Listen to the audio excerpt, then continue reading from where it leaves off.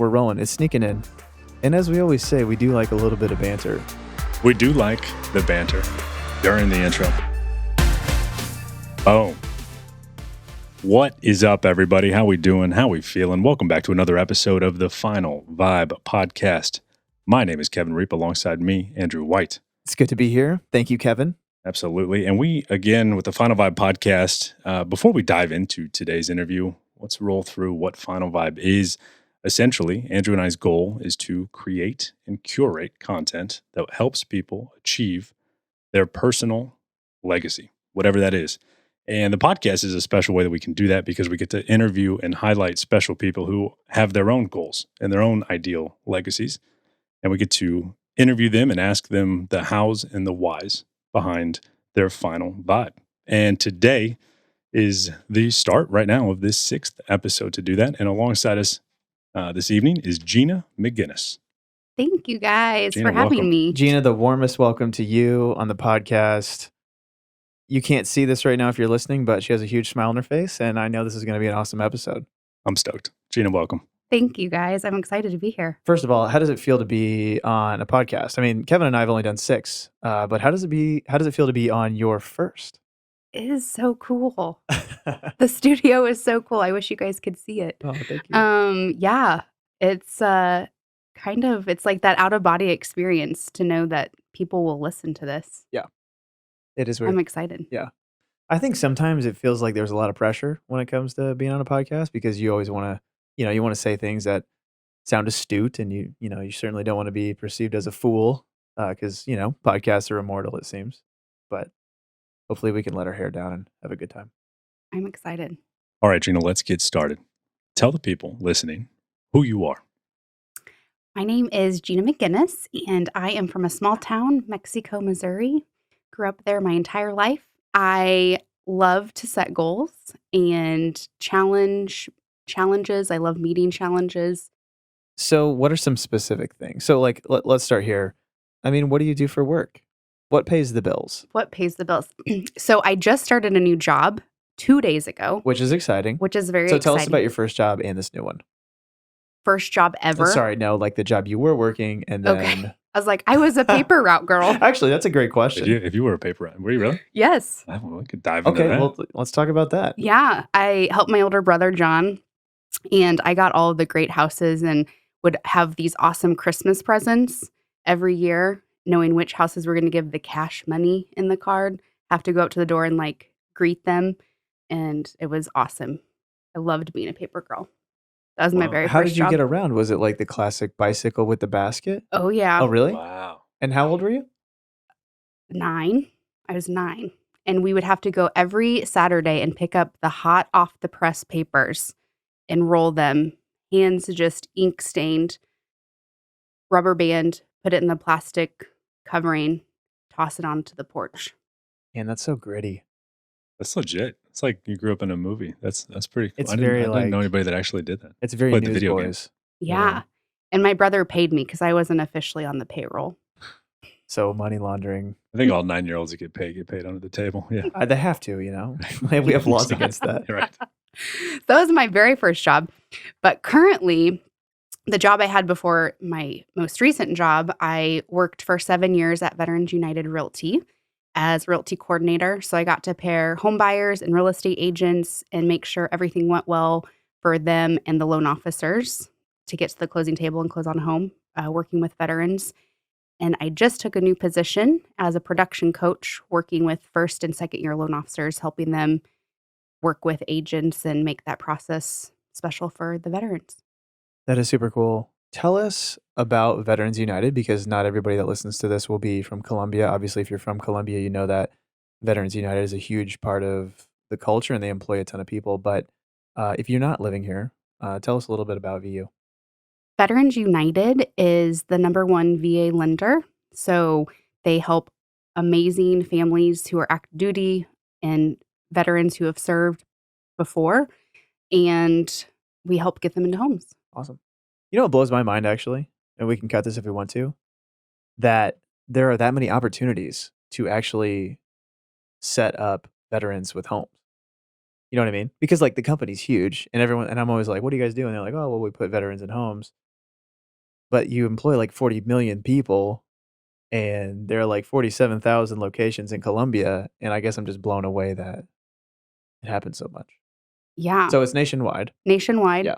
So we have locations here in Colombia, in Texas, close to military bases, branch offices.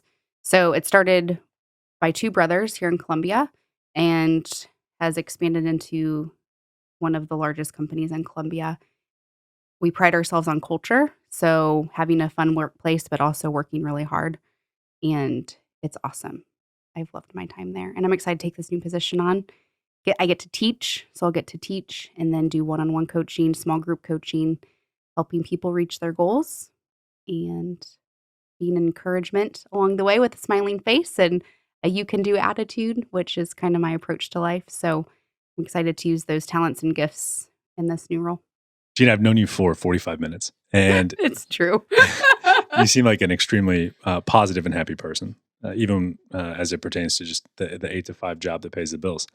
And I'm sure there's not every part of that job that you absolutely love and can't wait to be doing. So how do you mentally approach the day to stay as upbeat as you do so that you can look at your job and then everything that you have to do before and after that still with the same positive mentality that you do?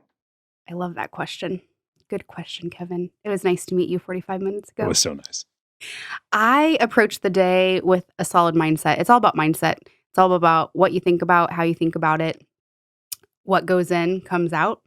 And I start my day with solid, putting good things in my brain. And it oozes out. How you interact with people, how you talk to people, things that challenges you meet along the way in your workday. You never know what's going to happen. So how do you approach that and tackle that? And it's all about attitude. Have you always been like this? Always. Awesome. I Yeah. have a question. Yeah.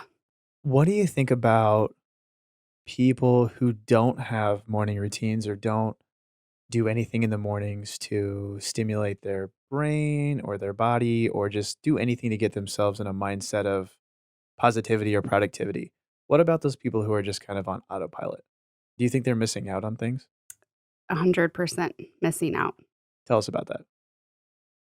To live the best life, you have to use all of the minutes in the day, and that includes rest. So those minutes can include rest, having a seat on the couch and watching an episode of whatever you want. But yeah, I think people miss out if they don't utilize all of those minutes. So much life to live. And I think, certain people have certain circumstances where it's harder to do that. So I can't ignore that piece of it. That's why we all have to look out for each other and lift each other up. But yeah, totally missing out. Last episode, John Crawford said that time is precious and it only seems to get more precious as time goes on. Do you feel like that's true? And is that something that you've experienced? And also tell us your age if you don't mind. Yeah. Just so we So have context I for the decade that you grew up in. absolutely, I'm an 80s baby, 86, Awesome. July 18th. So I have a birthday coming up. I'm 33. I'll be 34. Great. So Great. mid 30s. So yeah, being mid-30s, how do you think about time? A third of my life's probably over. Is that If I heavy? get 90 years, 93 years or whatever. Which also is really weird to think about being 90, right? Like, I don't know if you guys do that ever, but thinking about, I'll be out walking and I see those who are older than me and I think, will I be that lady who has the sun hat and the I think about that all the time. white Well, not socks? specifically about being the lady in the sun hat, but Yeah. no, let's stay there for a bit though. I mean, Kevin, do you think about being old? I do. What scares me about it is when I talk to those old people and I ask them what advice they would have or what it's been like or what it was like to grow up in the 60s. They just, when they tell you how fast time goes and more people start to tell you that and you realize that the 80-year-old that you're talking to is reminiscing on 28, which is how old I am right now because it was the greatest years ever and he misses it. And then you realize, wow, I have that right now. So yeah, I think about it, and then it immediately kind of puts reality into check and makes me want to enjoy what you're able to enjoy when you are 28 or 33 or however old you are. So yeah, I think about it. I think I'm sure there's a term for this in psychology or I'm sure somebody's named it at some point, but it's just so true that some things in life you cannot appreciate while you're in that moment. You just can't see it until it's gone. And I know that's so cliche, and we always see it in the rom-coms and whatnot when people break up and they never knew what they had. But just for simple things in life, like being 29, that I'm 29 right now, I sometimes am tempted to think my best years are gone. Like my mid 20s or my early 20s were supposed to be the best years. And I think people who are older than me would be tempted to shame me for that immature mindset. I don't know. Do you ever feel like this season's not good enough? I definitely have in the Yeah. past. I have gone away from that because I think if you have that mindset, then you can appreciate the current one you're in or the one that you're going into if you're holding on to this season over here. And being 33, tell you 30 was awesome. I loved my 30th birthday. The friends that I got to celebrate with, we went to the winery out at Les Bourgeois, and it was one of those moments that I will remember forever. My mom got to come, which was really cool, and just getting a snapshot to see all of these people that I loved in one space outside. The weather was perfect, and I could be tempted now, 3 years later, to want to hold on to that and think, "Man, that was the best year." But when you do that, what about 34, 35? And I think you sell yourself short if you do that. And I often think about not only getting older, but I think about people in my life who are older and appreciating the time when I get to spend with them. So I got to, over the 4th, I went to my aunt and uncle's. They live just right outside of town. And my brother and his wife were there, aunt and uncle, my mom and dad. And it was that moment, another moment that I'll remember forever. It was just relaxing and just enjoying each other. And I think past, kind of like, got to go spend time with family.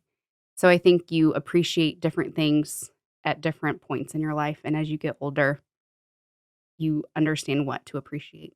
Only the best is yet to come. If you believe it. If you believe it, If you believe it. your mindset. Yeah. Kevin, do you think you'll ever be an old lady in a sun hat? If things go right. If things go just as planned. I love it. Oh.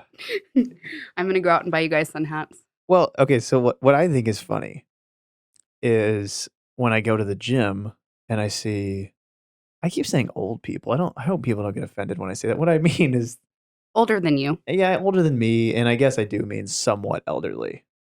I guess I'm going to go ahead and say I'm classifying old as 70 plus. Is that fair?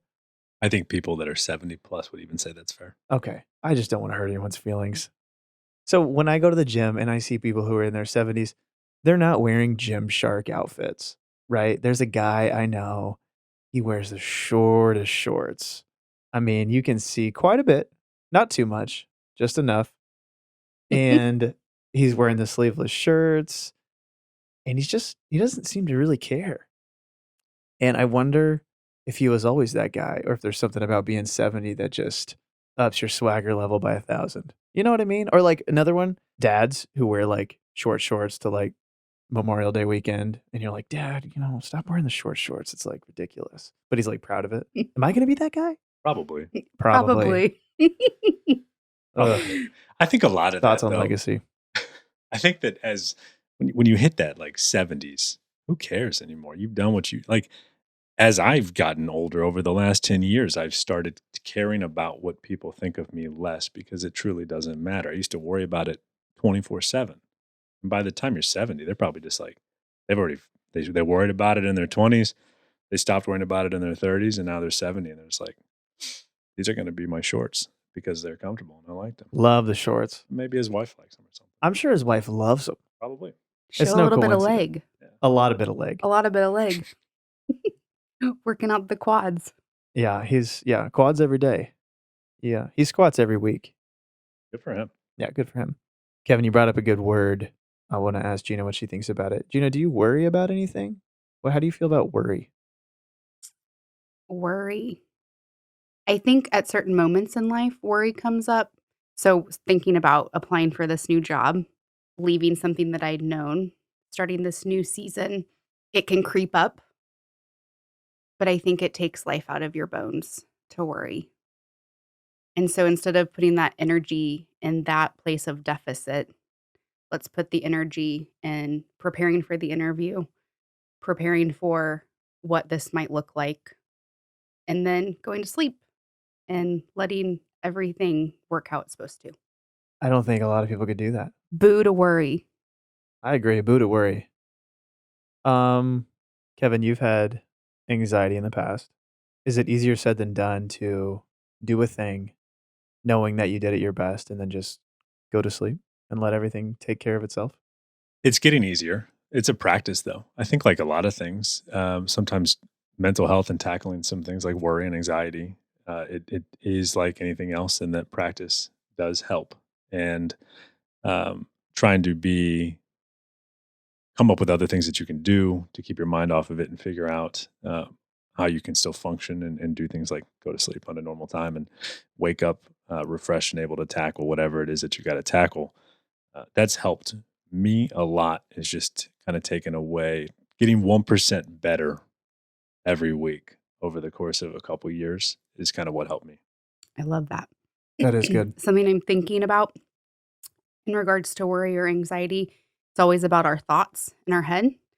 And so if we can have control over those and write them down. So say a circumstance happens or a thought pops into your head and you can just write down whatever that objective thought is. So say somebody says something to you and it fires you up and you just write that down. So and so said this and whatever the situation was. And then you take it that and what thoughts did I have around that circumstance? And then from those thoughts, what was the action that happened? And then from that action, what was the result? Typically a negative one. I don't like having negative thoughts. So then you go to the other side and you write down what's the result you want and you work backwards. The result I want is to have a thought that is positive. And then if that's the result, then what's the action? And then from that action, what's the thought? It doesn't change the circumstance of what your thought was, but it's that practice of being able to work through that and not let it be lodged in there. It's been amazing. It's like reverse engineering your way to happiness. Yes. I like that. Pretty cool. One thing I would say to that is, what about people who do have negative thoughts? I think some people are genuinely just happier than others, or it's easier. I don't tend to be a very negative person. What if you do have negative thoughts? Do you guys have any opinions on how to make those thoughts good things? Like, can you take a negative thought and somehow spin it in a positive way? Well, okay, I can be more specific. I think you can, but I don't. I would love to know what you guys think too. For example, I co-own, a body recomposition company, and, that'll come up here in a bit, but sometimes I'll finish the day and I'll realize, dude, you didn't do the things that you said you were gonna do. It's a negative thought. It's not a super heavy negative thought, but I'm still reflecting on the fact that I didn't meet my own standard. I think some people bury themselves in the despair of that, and they start seeing themselves as a failure, but for whatever reason, I hear myself thinking that, I get motivated, and you can bet your bottom dollar that tomorrow that's not gonna happen. And whenever you make that decision 10, 20, 30, 40, 50 times, all of a sudden the theme of your life is just productivity, and you're a more reliable version of yourself. So I don't know if you guys resonate with that at all, but do you guys ever come down hard on yourselves and then flip it for the positive? I would say definitely there can be times where I'm sulking, Gina, you should have done this, or why didn't you say that, or, X, Y, or Z. And that's not helpful. So I think flipping it how you're saying, where I have these things that I want to do or I want to be doing, there's a standard I want to meet. I didn't quite get there today. So tomorrow I'm going to write it down. Writing things down is so helpful. I'm going to write it down because it's accountability. And I'm going to start my day with those three things. I think for me, it's shifting my mindset from thinking short term to long term. And when I think short term, I will make bad decisions and I will do things that will negatively impact myself in the long term. For the last 48 hours, the last 2 days, I woke up at 5 a.m. I went for a long bike ride yesterday. I went to the gym this morning. I did everything that I was supposed to do. Like, I literally wrote it down, as you said. And these are the foods that I'm going to eat, what I'm going to do, the work I'm going to get done. And for 2 days, I've done it.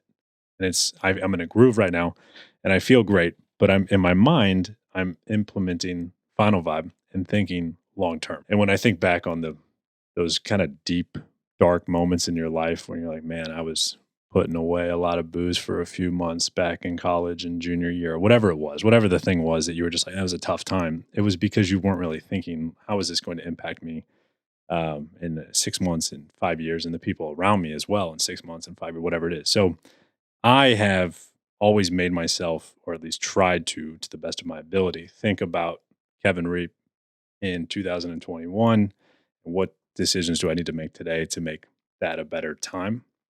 Obviously, I don't do this extremely well all the time, but that's what I've found out about myself. So the higher level that I can be when I think about the decisions I'm making, the better for the decisions that then I make. I love that. Makes me think about budget. Everything is about budget. So it's kind of like if I have this goal and I want it to be at this point, then I have to work backwards to what I'm doing like right now. So if I want to buy a house, that requires a budget. That means in the short term, I have to make sacrifices to get to the long term thing, which is where I'm at right now, also in goal setting. I have lots of goals that we'll probably get to. One of them is buying a house in the next 2 years. So I started to save for a down payment, and it seems like a really big goal. And then when you step back and think, okay, but what do I need to do? Little steps to get there, and then work backwards from where I want to be in 2 years. It's a lot easier. Writing it down, something about putting pen to paper solidifies it and what you have to do. Let's dive deeper into the pen and paper, because in front of me is a sheet of paper, and handwritten at the top in fancy cursive writing, it says vision statement. And it's an 8.5 by 11 sheet of paper with a whole bunch of words on it. What is this? Why did you bring it? And what do all these words mean? I love it. So I recently moved into a new place, and I was unpacking, going through some things, trying to get rid of things that just cause that heaviness with stuff. And I found this and I thought, wow. So it says July 3rd, 2009 at the top. So right around this time, 11 years ago. Is that right? Somehow Yeah. that is right. Man, just 2 days off. Solid That's math. great. Yeah. I don't know what prompted me to write this back in 2009, but I was in grad school at Loyola in Chicago, getting my master's in education, teaching kindergarten in an all Hispanic school. And I guess I thought my life needed some vision statement. So some things that are on here are really just statements about who I want to be and things that I want in my life, such as to encourage those I encounter to live a life that's fulfilling, to help others find God in their life, to share Christ in my actions and words, to become an educator that thinks of students first, using compassion, love, and truth, to always allow God to guide my life and willing to obey and do his will. Ooh, that's heavy. Obey. What? Heavy stuff. To be intentional and authentic with myself in friendships, to live a life that is healthy, where I honor my body, mind, and spirit, to be committed to eat nutritionally rich food, exercising every day, and resting apparently 9 hours a day. That has not changed. I still need 9 hours of sleep a day, or else I'm a grumpy butt. To monitor what I'm talking about, music that I listen to, and thoughts that I have, reflecting daily. A thing that I learned during grad school is a thing called spiritual exercises. To not compare myself to others, so I rid myself of vanity. Apparently, I was really a vanity person back in 2009. And to be a mentor to all those around me. So, yeah, it's interesting. I haven't looked at this truly since I wrote it in 2009. So 11 years and a few days later, you look back on this and you go through it. Do you think if you wrote one today, would it look the same? Would it look different? What do you think? I think there would be some similar things. I think I'd have more specific goals. For example, the house down payment. So I Yeah. have a specific number, specific amount of time that I want to accomplish that, in a specific way in which I'm going to do that with my budget. Well, and I think that's a really good point, and I think it's a perfect opportunity to transition into what your goals are now, because I think that's what makes you. I mean, there are a lot of reasons, but one of the reasons I think you're such an interesting person is because I see that you're very goal driven. And just tell us about what your goals are right now, because Final Vibe's still new, but a big part of Final Vibe is just chasing down those goals that you either knew you had or didn't know you have, and actually making sense of them in real time and taking steps toward achieving them. So what sort of lights your fire these days? Yeah, tracking my steps, Yes, tracking your steps, counting macros, counting things I macros. never thought I would ever say. You know what's funny about counting steps is my grandma, who I get my namesake from, Regina. I'm just Gina, but she always said, "Just go walk." And I never believed her, okay? And it's interesting because you can have, like, an idea of what you want your life to look like. So I obviously, in 2009, I wanted to live a healthy life, but until you have the tools and the method of how to do it, it's gonna just be up in thin air. So, Ivory Fitness, Yeah, we can jump into that, yeah. So I feel this like is it's a good totally time. it is. It's not supposed to be a shameless plug, but uh Gina is one of my clients right now. And if you're listening and new to the podcast, Ivory Fitness, IVRY, is the body recomposition company that my friend Josh and I started on New Year's Day 2019. And we just help people with their goals. We don't say fitness because that's kind of a easily misunderstood term. It's really just for people who wanna put on a little bit of muscle or wanna lose a little bit of body fat or some combination of the 2. So just a little backstory on Ivory Fitness. Yeah, you're my client, and it's weird because if you have a bad experience, you have to sit here and tell me face to face on the podcast. But what's it been like? And I guess even before we do that, how did it even happen? How did we get here? It's a great question. How do we get here? Well, I know Andrew from 4 years ago through small group. It's initially how Yeah, that which is happened, crazy. and then bachelor watching That's parties. right. I was the commissioner of the bachelor watching movement here in That's why we haven't met, because I never went to Columbia. those. Yeah, Okay. Kevin never showed up. Never showed Your up. wife came to the last one. She did, and You weren't there. I wasn't there. I forget what I was doing, but Something better. I didn't say that. Kevin missed out. It really was a great time. And it's funny because, yeah, I have worked with Jacqueline for, I don't know if you can cut whatever. Anyway, it's just a small circle. I mean, small community, all the things. But how we got here specifically on the podcast today is I was going in to an appointment and Where I Andrew, work. where Andrew where I work. works, and I'm minding my own business. It's a hot day. I think it was kind of hotter, and I hear, "Hey," and I turn around, and it's Andrew. Well, hold on. That's not with exactly how it yeah. happened. Well, You gotta I feel sell like it better than that. I know. Well, I feel like you should tell the story because No. What did you hear before you heard hey? I don't remember. I just remember you were mowing the weed eater. I was chasing you with a weed Yes. eater. Okay. That's what I wanted you That's to what say. happened. I know, but I didn't. That's what happened. It's true. That is a true No, story. go ahead. I'm And I was interrupting. no, I was very alarmed, and I turned around, and it turns out it was Andrew, and I knew you, so it made me feel better. And the Right. crazy, the weed eating, being chased by the weed eater, not great, but the crazier part is that truly that morning I was reading an article about fat loss and how targeting fat loss is a myth because you're going to lose fat the way in which it came on. And I remember reading that article thinking, that's crazy, but that actually makes a lot of sense. And then we were talking about it and we went on about our day. And then you reached out and said, hey, I have a company that works on body recomposition. Take a look, check it out. And I was actually going to training at the time, physical training, and it was great. I enjoyed it. But I remember having a thought, this isn't going to actually get me to where I need to be because I knew that it was about what you eat. It's like in my core, I know that. And anyway, now here we are, 7 weeks later.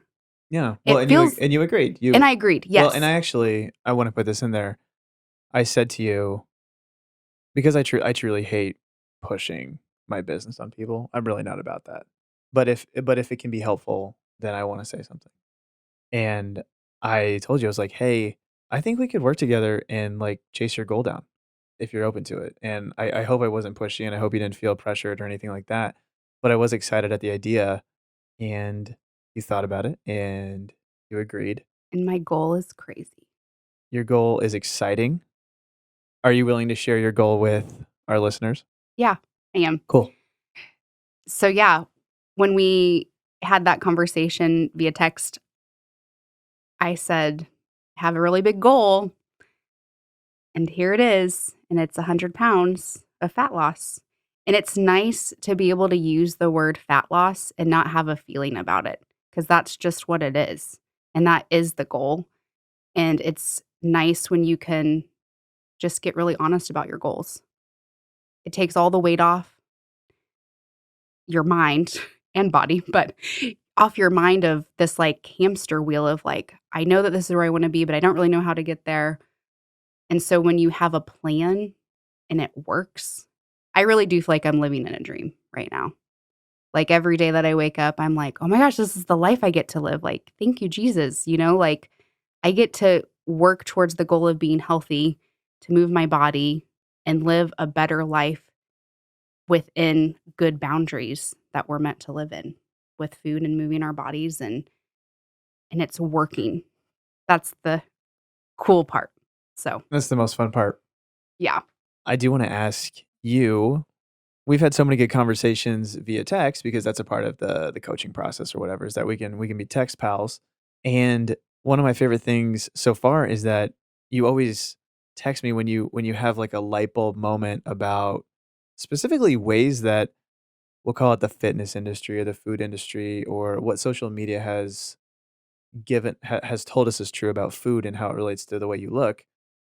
You're always telling me when you have these moments where it's like, well, that's not true. So I'm curious, what are some of the biggest light bulb moments that you've had so far on our journey?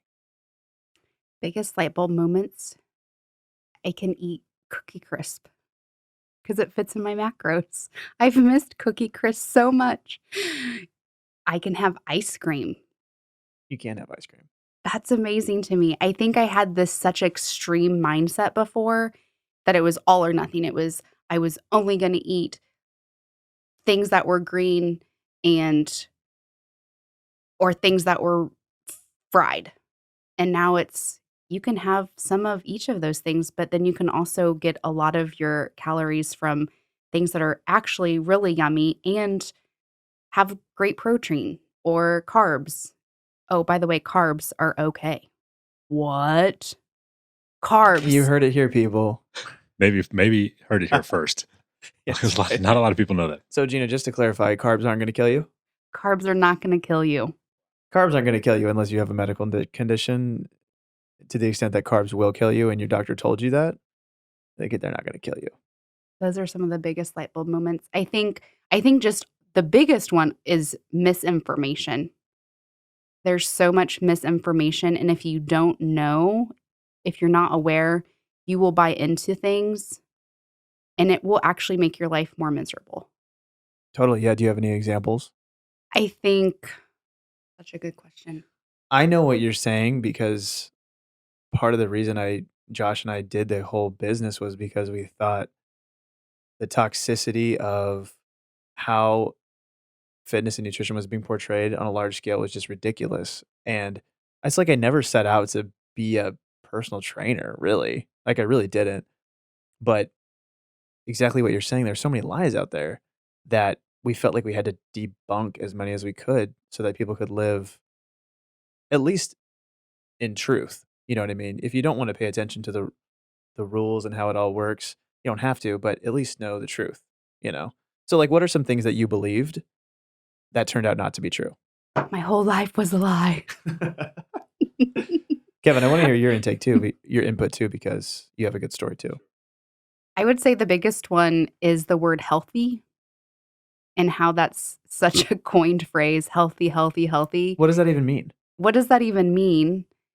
And probably not that it is healthy. And if you have a goal of wanting to be healthy, well, how do you get there?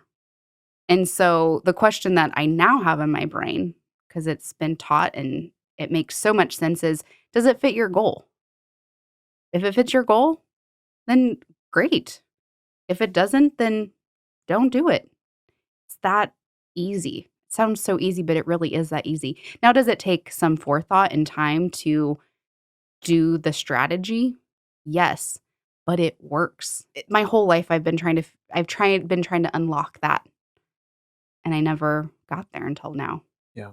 So yeah, healthy, you know, thinking of whatever that might look like, but you could get a salad that is not healthy and doesn't fit your goal, or you could have a chicken sandwich with pickles and mayonnaise, and that fits your goal. Right. So, Well, and I want to bring up one quick thing, and then Kevin, I want to touch on your fat loss journey.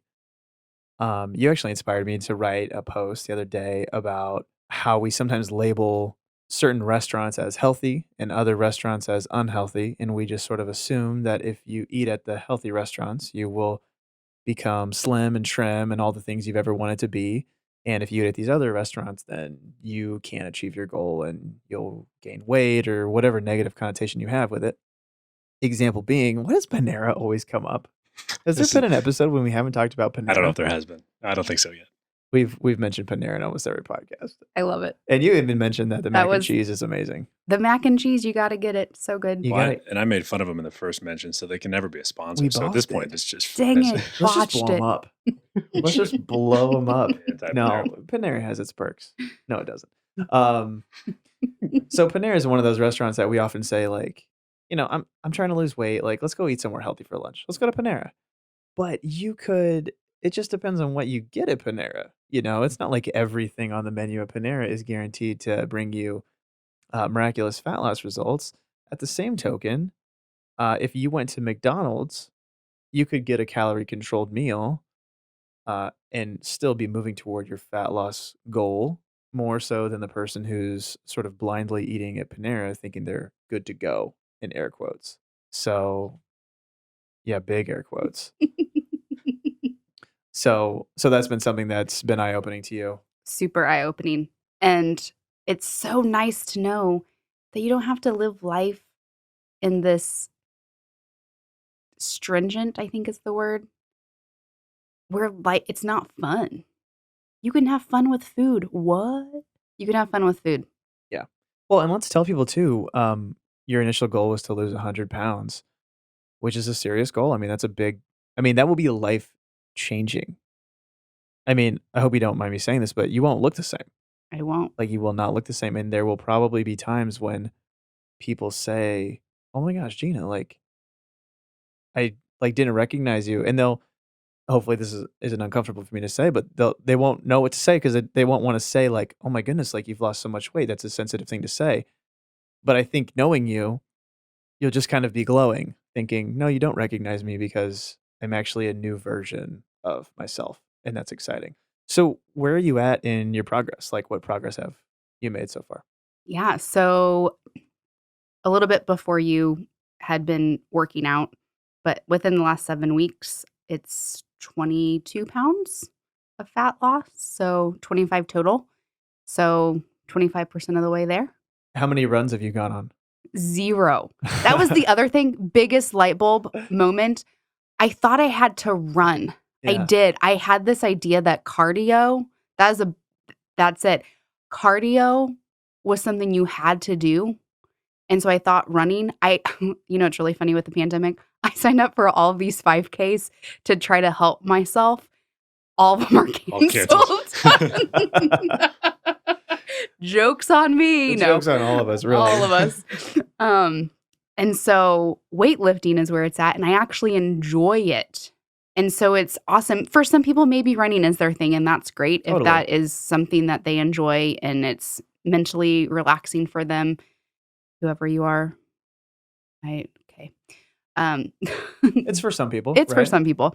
I don't love to run. I don't love to run. Kevin does. Okay. Yeah, I like Kevin's that. a runner. Well, yeah. yeah. No, that's good. So, Kevin, what is it about running? I don't know. Honestly, it's hard to explain. I don't run fast. So that's my thing. I do run. When I run, it's slow, but it's still a pace that I can struggle through. But the runner's high thing, it's like you can roll your eyes at it. But when I was at my peak of running, I did a half marathon, which was the best that I ever did. There's not a feeling post run after 8 to 13 miles. There's just nothing like that feeling. Now I ride my bike because you can go faster and it's just a lot more fun and less hot. You're a big bike guy. Yeah, let's finish up the cardio conversation, and then I want to hear about your journey, Kevin. And maybe not just specifically cardio, but I think what you've seen is that there isn't one way to do it. You know what I mean? Like fat loss isn't one specific formula. It operates on very simple principles that don't change, but the way that those principles show up in everybody's lives are different. Because no, you haven't gone on any runs. How many times have you done the Stairmaster? 0. 0. What have you been doing?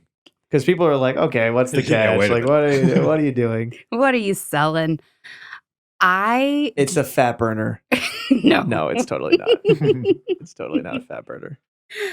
I do just a little bit of warm up on the elliptical, which is great. I love the elliptical. And then do weight training, and I've loved that. The thing that I was going to say in what you were mentioning of it doesn't have to look the same for everybody. Something that has come to me recently is it's not about uniformity. It doesn't have to look the same, but you can have a mindset of unity of we all want to achieve this goal of being healthy, which maybe means fat loss, or maybe it means building muscle, maybe it means X, Y, or Z. So that has been something that has kind of been my leading thought recently is it's not about uniformity, it's about unity. I think that can be applied to every area of life because it's super easy. And one of the things from my vision statement about comparing, one of the things that can be a trap is you think it has to look the same. And that's no fun.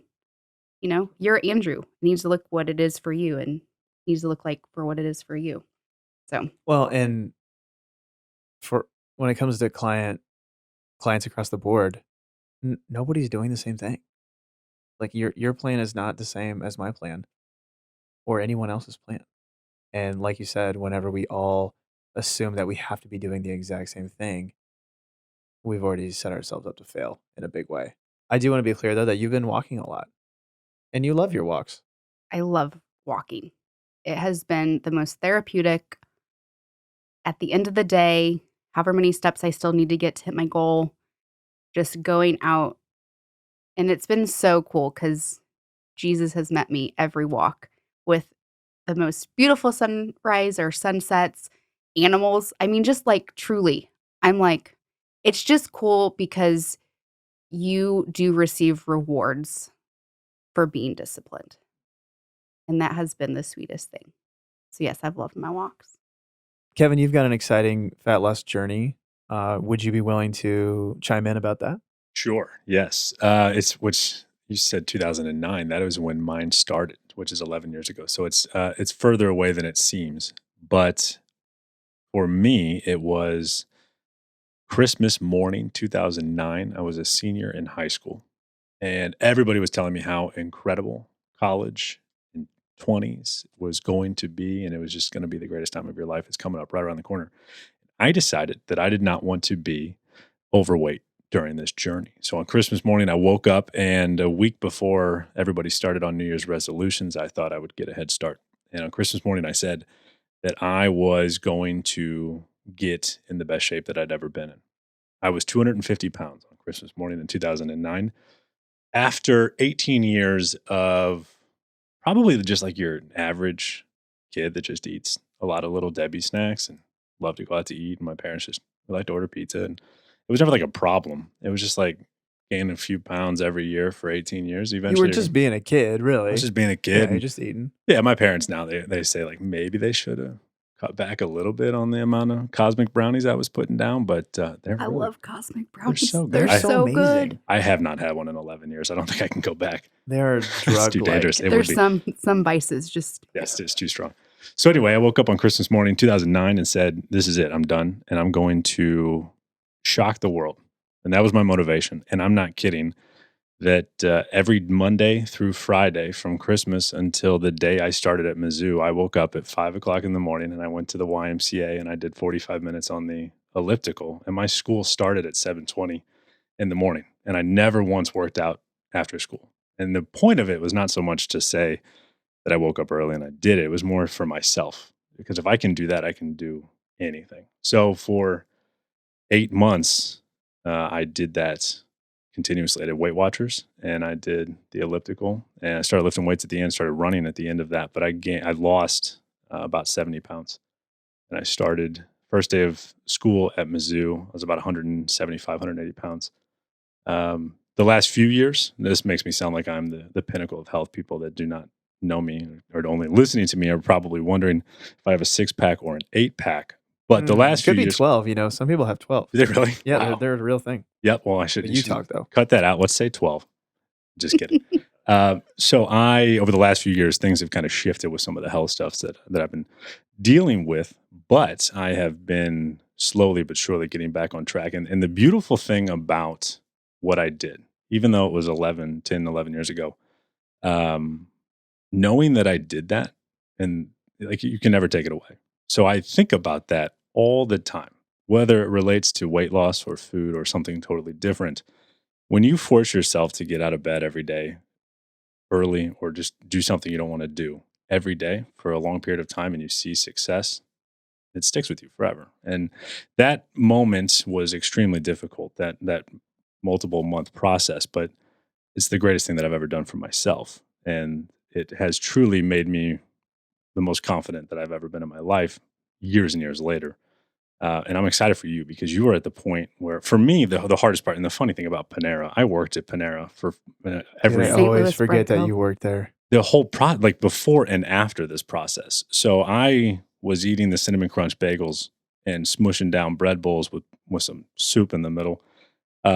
And then I continued to work there and still lost 70 pounds while working at Panera. So if you want to talk about a pro Panera pitch, you can make it happen, people. Wow, there it is. You can make it Panera happen. isn't a joke after all. It's not a joke. You can do it if you need to. I also got 65% off. That helped a lot.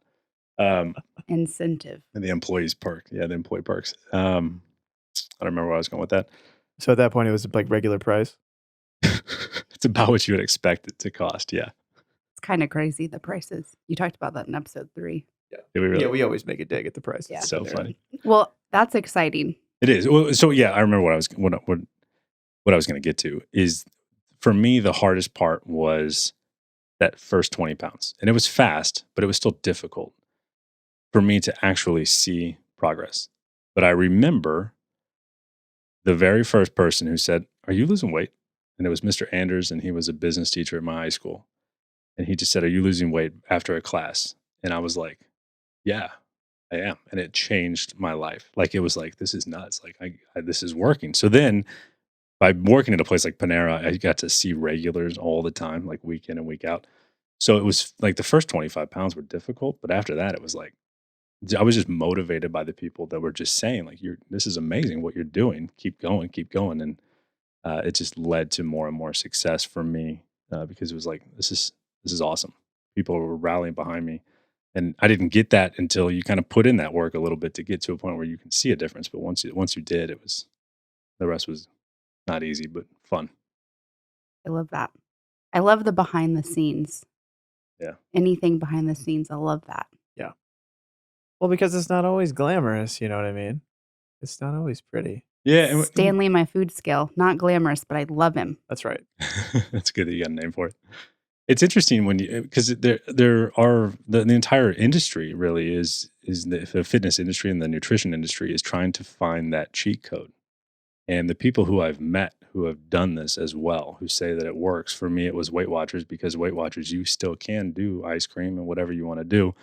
I'm not doing that today. I'm just counting macros myself, which is Weight Watchers, which is some larger numbers essentially. But yeah, for me, there was not a cheat code. It literally was setting the alarm, not hitting snooze, eating the right things, saying no to things that I wanted to say yes to. And that was it. And then you see some, is it going to be keto? Is it the carnivore? Is it this? Is it that? It's like, maybe, but I know what it is for sure, which is just counting macros, deciding what you want to do. Or it doesn't just have to be macros either, but figure out what works for you and then do that. And that's it. And there's something so satisfying in knowing that there's no cheat code, that it requires hard work, dedication, discipline, and just doing the darn thing. Yep. I like to think about it in terms of the Mount Everest analogy, which is that say that you've set out to climb Mount Everest, that's your goal. And you know people who have done it and they've spoken of the triumphs, of the views, of the beauty, but they've also talked about the hardships. And so you make it your goal to get to the top and you set out on your journey. And, let's just say it doesn't happen the first time, it doesn't happen the second time, but eventually maybe on your third trip up the mountain or maybe your 10th trip up the mountain, you finally figured it out and you get to the top and it is just as good as everybody said it was. And then you see somebody fly up to the summit. This is impossible, but fly up to the summit in a helicopter. And they get off and they're just kind of walking around like tourists, snapping photos on their iPhone. That would be a horrible feeling because you'd almost be upset that they had hacked the system. They had experienced those views that you worked so hard for. I think with fat loss, people are looking for the helicopter. They don't want to pack the bags. They don't want to spend the nights in the sub-zero temperatures. They don't want to have frostbite. And this isn't to say fat loss has to be miserable, by the way, but it's just to say that there aren't any shortcuts. If you want to reach the summit, you've got to walk to the summit. And then once you've been there, I think what you said, Kevin, is super powerful. I mean, what can you not do if you can lose 100 pounds? I almost feel like people that have done that have an advantage on everyone who hasn't because you've just gone to a place. Right. You want to talk about a cheat code. That is the cheat code. Once you do it, you have the Seriously. cheat code for the rest of your life. Because Seriously. when people are like, man, you think you can do that? That sounds tough. You really, whatever it is, you're just like, yeah, I know I can do it for sure. No problem. You know you can. It might be difficult. Again, the last 10 years haven't been perfect, but to do something like that for 6 months, a year, however long it is extremely powerful for whoever's doing it. Yeah. I want to say something on air that is going to be cool. What do you think it's going to be like when you achieve your goal? Because it's going to happen. I think if you sit here on the air and you say it's going to happen, it's going to happen. It's not going to not happen. First of all, I won't let it not happen. But I mean, what's it going to be like? What do you think? It will be what's happening right now, just smiling. I mean, I do that anyway, but I think there's something different between putting a smile on when that's not really how it is on the inside versus that's how it is on the inside. And so it shows on your face.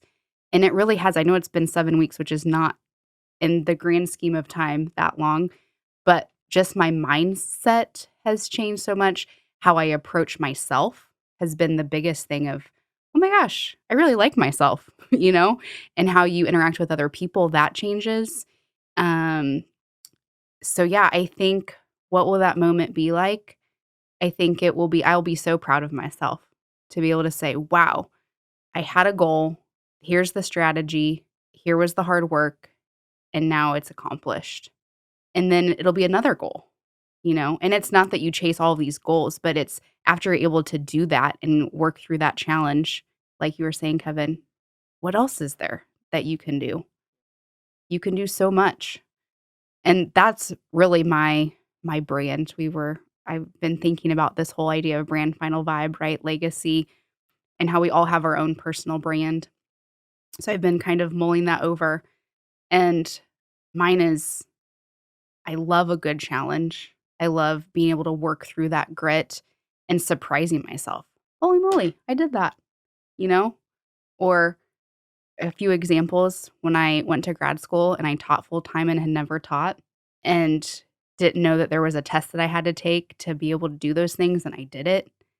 Or when I started this job at Veterans United Realty 7 years ago and had to take a test and didn't know about that and passed on the first time my real estate exam. And it was like, oh, wow. And then knowing, yes, it was hard work and I prepared, but knowing that there are other things at work to get me to those places. And that's what I'm really thankful for. On that note, um, how do you feel about this idea of taking the leap? And do you think life's a bit easier to live in a comfort zone? It seems at first thought, yes, comfort zone. That sounds nice and cozy and warm and just want to snuggle up in that comfort zone. But then the reality is that's not living. That's not reaching who I want to be or am or can be. And so it takes vulnerability to not be in that comfort zone, takes risk and failure, which most people don't want to talk about, but it takes failure sometimes of learning what works and what doesn't. So yeah, I think there are times where comfort zone is okay, but I think largely, I think of it like this. I was at home a few weeks ago and my mom and I were replanting some flowers and they had just gotten too big for this pot. They were not flourishing. They were not doing well because they were in their comfort zone. They'd been in this pot since they were little baby flowers. And so we repotted them. And once we repotted them, they looked beautiful. I looked at my mom and I said, Mom, these flowers are so beautiful. And she said, they just needed a bigger pot. And then she said something really intuitive. Hadn't thought of this before. She said, we got to watch them now that they're in their new pot because they are vulnerable in their new space. They're a little bit shocked. They're not used to the environment. We've got to watch them. So I keep thinking about that because that's life. When you get out of your comfort zone, you're in a new environment. You're going to flourish and be beautiful, but you still have to be mindful that you're in a new space. Well, and you're not invincible either. I think sometimes, Kevin, you should speak to this too. I think sometimes when people set goals, they romanticize everything about it and they glorify it. And you can become a little arrogant if you enter into the goal setting lifestyle and you become an achiever of things, even if they're great things to achieve. I think we've seen time and time again in history when people just got too cocky. And if you're that new plant in the new soil, the cold winter comes. It's a dramatic example, but the plant weathers and dies. And I think we can do that as people too. What do you think about that, Kevin? Yeah, and over the last few years have found myself in bizarre situations just from different career changes or maybe not bizarre, but just different, where you get married or you buy a house and you do something that's totally different. Um, and then you have to kind of reevaluate everything. Kind of like things are different now. Made a big change. What needs to shift? And I think it's important to do that, like you said, and just kind of take some caution. And things are different. What do we need to change? What's good? What's bad? A lot of times it is good, but it's still, you want to avoid anything that's bad when you can. So kind of making those lists of what you need to do to then take advantage of whatever it is that you are now in or a part of. You are what we designed FinalVibe to be, where you don't need to do anything other than figure out what you want to accomplish and then do it. And if you can associate one of these logos or whatever it is to that, that's awesome. And we just want to celebrate it and then check in along the way. I love celebrating everything. I do. That's a part of my brand. I'm like ultimate celebrator. If there's anything to celebrate, call me. Call me. I feel like anyway. everybody loves the person who loves to celebrate. Oh, it's so fun. It's a good person to be. My friend just got engaged after quite a bit of time. And it's the first thing I did, our little group of friends, and said, what can we do, just a champagne toast or something? So we're all going to get together in a couple weeks at a pool and have some fun snacks and have a champagne toast. And I just love that. That was something else. This isn't a topic necessarily, but something I wanted to say about walking. The cooler part, obviously the cool nature things that have come along, but including other people. I have found the social aspect of walking. Anybody can go for a walk. And especially during pandemic, it's like the one thing that feels pretty safe. And it has enriched my friendships so much. So I think that's another part of that and my brand. Like, I want other people to come along, which is kind of one of my goals about just like encouraging other people, but like, come along, like this can be fun. And who knows, maybe that's one of their goals is to like move more. I don't know that, but come on, I'm going to go for a walk. It's just, anyway, that's been super cool. No, that's super good. That reminded me, random side note, about celebrating, I just remembered this. So I weighed 250 pounds. We did an under 200 party at my house.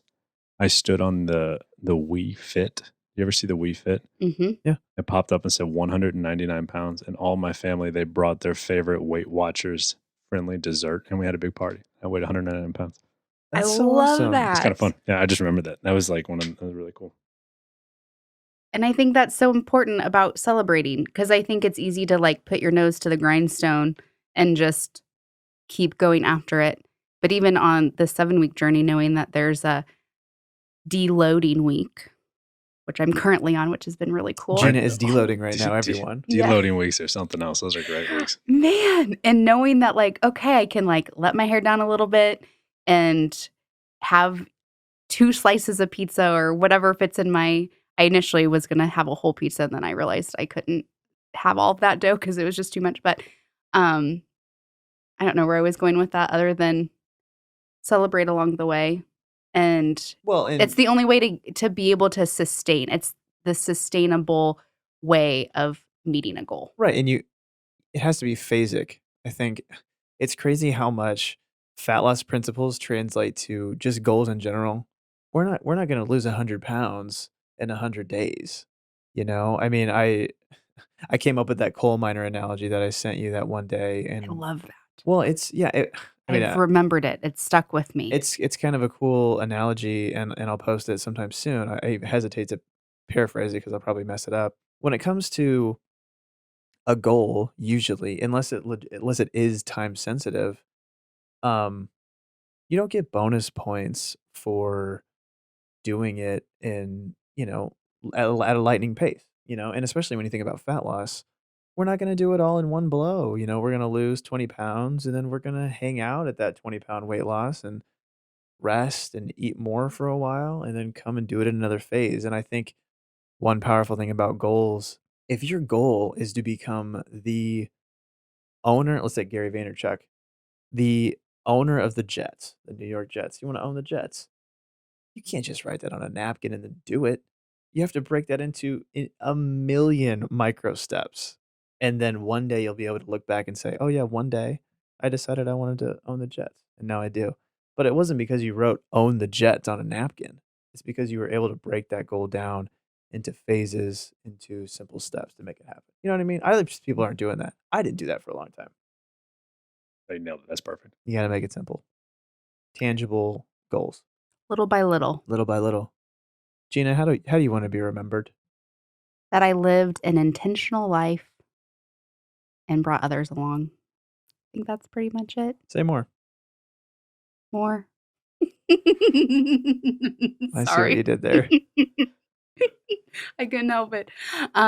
Let's see. No, you're just such a rich person. You have so many good ideas. I just want to hear you elaborate. Yeah. I love to be funny. I like to keep things light.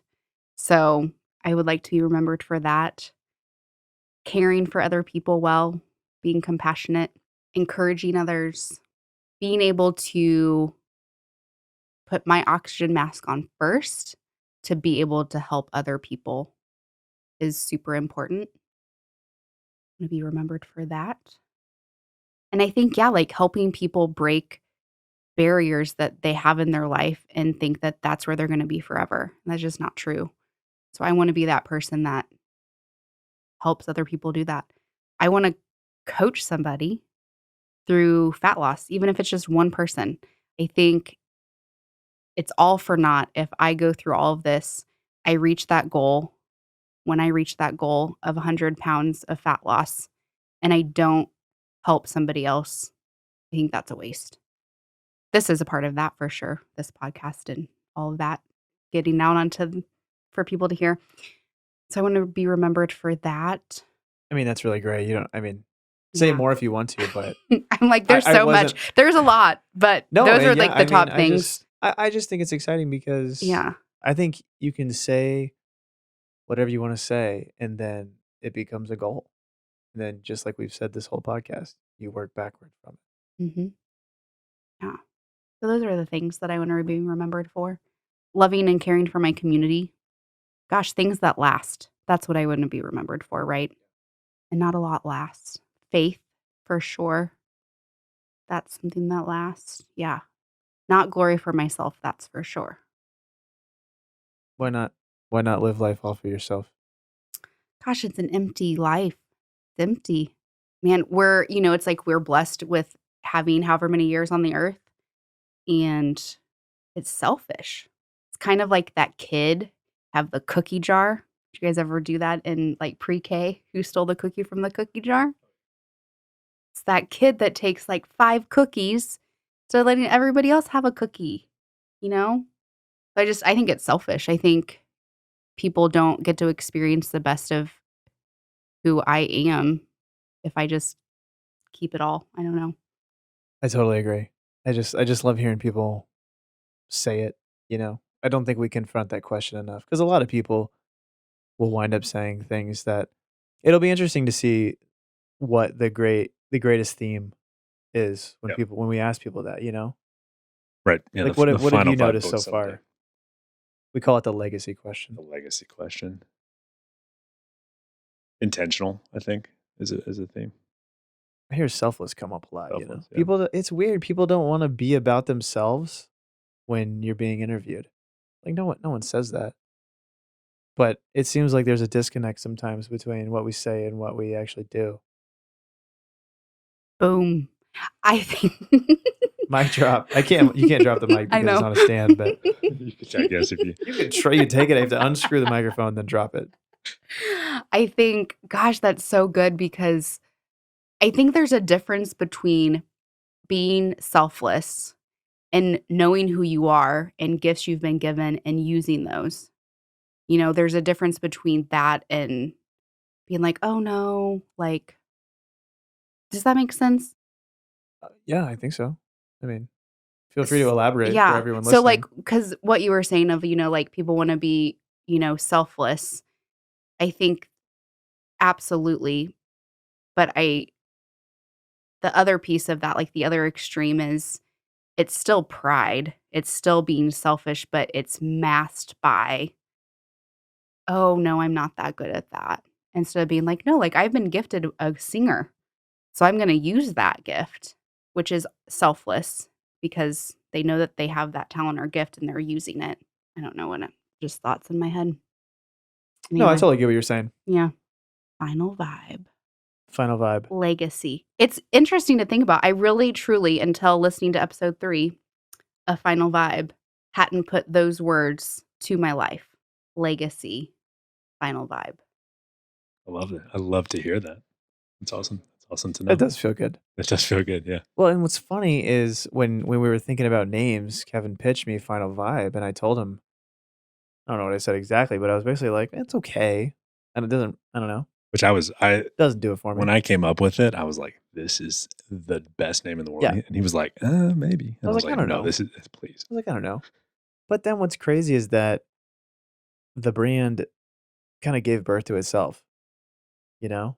Whenever you found the logo, I was in. There was something about the branding and the bird and just all the things. It just all worked together. So what's crazy is that I'm actually a different person since we started the brand. Yep. Are you? Yes. 100%. I'm a different guy. Yeah. And I think that it becomes a contagious movement I hope so. where a person like yourself, Sucks. Gina, I mean, what you've already done, I can tell from your personality that you have already changed many lives within the 33 years that you have, and you're just getting started. And I think what you're doing now is just setting yourself up to have a positive impact in a lot of people's lives. So we are thrilled to have you on this podcast for sure. It sounds like I'm wrapping up. I'm not wrapping up right now, but it was a great We're time actually to tell just getting started. yeah, play that intro music one more time. No, but we're thrilled to have you here because you do emulate everything that we want this to be about. I love it. So, Gina, this is the Final Vibe podcast. We don't actually talk a lot about Final Vibe during the podcast, and I'm cool with that. But what has your experience been like so far with just the mentality? And I mean, is it making sense to you? Do you feel like you understand what Final Vibe is all about? Yes. I listened to episode 3, and that was kind of the behind the scenes look at what Final Vibe is. And I am here for it. You're here for it. What does that mean? You have a big smile on your face. Just the mindset of legacy, goals that you have, being able to be a part of a community of other people who are doing that, and being able to celebrate other people and cheer each other on and be intentional with your life. Boom. Are you suggesting that you want to become a a member of the Final Vibe movement? Yes. Truly, I'm so excited to do this on the podcast. That's awesome. It was a thought that I had when we were chatting about me coming on. And so to be able to do it live on the podcast, yes. Perfect. So That's cool. exciting. Yes. Kevin, Well, explain what that means, because I think a lot of people, they don't quite understand the membership and whatnot yet. that's true. And Final Vibe will take some time for everybody, I think, to figure out what it is. And the other thing about Final Vibe is that I believe it is for everybody, but it is not for everybody all the time. So we're just kind of we're here and we're again creating content for people who want to think about legacy and how they want to be remembered and then start implementing things into their lives to make that come true. So the membership aspect of that essentially combines all of the people who are doing that into one place. We have a Slack channel where people can communicate and share ideas and suggestions and recipes and just talk. And that's growing. And then we will also be creating kind of behind the scenes and other content that members will be able to have. And ideally, we will highlight those members throughout their time as a member and the success that they have. And then it will be a fantastic motivator for people who are a part of it, and then a great way to celebrate people who are a part of it as well to people who are not. So it's not a requirement. You can still do Final Vibe without spending a dollar. But I think members have an ability to kind of go all in and kind of invest financially into it. And then with that, they will kind of have a community immediately built around them that understands what Final Vibe is. Well, and I just want to say this too. I don't even mind going public with this. This is a brand new thing. And if you want to be here from day one, that's just really exciting to me. Like, it's cool. I'll even speak to the fact that if you do get you get like an identification number as a Final Viber. And Kevin, you're member number one, and Gina, your number is to be determined. And there's nothing supposed to be weird about the number. But it's cool thinking about, I mean, what if the movement becomes 1,000 people deep? And you can look back and say that you were there from the beginning. I don't know. I value that, and I think that's cool. So, Yeah, the hope is that eventually one day you're at the airport and somebody walks past you in a Final Vibe shirt, and without saying any words, you know that that person is probably has a long list of things that they're trying to accomplish, and they know how to do it, and they think larger than your average person, and they're trying to accomplish cool things. And that's what I want this to be. It's just simply a lifestyle brand, and the lifestyle is all about improving ourselves. And again, Gina, that's what you are all about, which is awesome. So we're thrilled to hear you say this and to have you. I think it's going to be really fun and um, could be a huge movement, a moment, could be a huge moment for Final Vibe. I have one more question, and then I think we should get into some lighthearted stuff. We always like to be funny at the end, and it gives people a better idea of what your personality is really like. Even though I think your personality has shown through the whole podcast, some people need that time to, get the seriousness of the podcast out of their system. Given that you said you're just now starting to think about legacy, we've asked you what you want to be remembered for, and we know that you have this physical goal of changing your body.